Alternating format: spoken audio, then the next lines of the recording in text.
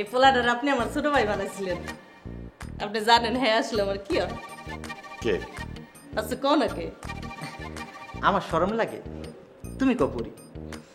হ্যাঁ হইতাছে আমার ডার্লিং। হ্যাঁ লোকে আমার 7 বছরের পিড়ি। কিন্তু ও তো আপনার চেয়ে বয়সে ছোট। কি কোন? গরিব মানুষ বলে কি বয়সে ছোট পোলার লোকে পিরিত করতে পারুম না?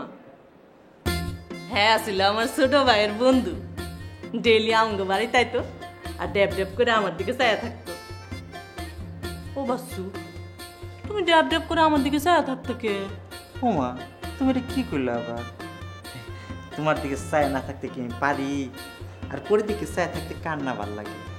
আমি যখন বাসায় ফিরে যেতাম তখন খালি তোমার চেহারাটা, কি সুন্দর চেহারাটা আমার চোখের সামনে ফুরফুর ফুরফুর করে ঘুরে বেড়াইতো। আর তুমি যে ছায়া থাকতা তাই দেখে আমার মনটা কেমন উচ্চাটন হয়ে যাইতো। তোমার না দেখলে কেমন বিদিশা বিদিশা লাগতো। তারপরে ওই যে তোমার একবার জ্বর হয়েছিল 3 দিন, তোমার কোনো খোঁজ খবর নাই। তারপরে তুমি আমার দেখতে গেলা ওই পুটুরের সঙ্গে লইয়া। আমি কিন্তু তখন তোমার চোখ দেখে বুঝতে ফেলাইছিলাম। তারপরে আল্লাহর নামে তোমার একটা লাভ লেটার লেখা ফেলাইলাম, ডিয়ার বড় বুবু। বড় বুবু মানে? এছাড়া কি লিখুম? পুটুর বড় বুবু, তারা তুমি বড় বুবু ডাকুম। ডিয়ার বড় বুবু, আপনি আমার জ্বরের মধ্যে কেন দেখতে আইছিলেন? আমার জানতে খুব ইচ্ছা করে। এই দেখা আসার মধ্যে যদি কোনো রহস্য লুকায় থাকে প্লিজ করে আমার একটু জানাবেন।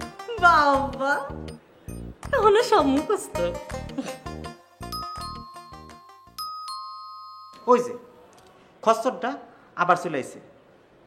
যান এবার এই খচ্চরটার আসল চেহারাটা দেখে আসেন।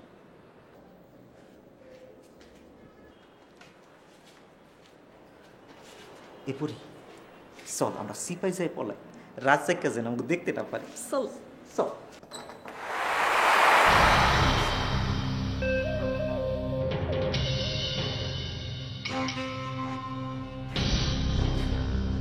কি ব্যাপার, আপনি এত ডিস্টার্ব করছেন কেন?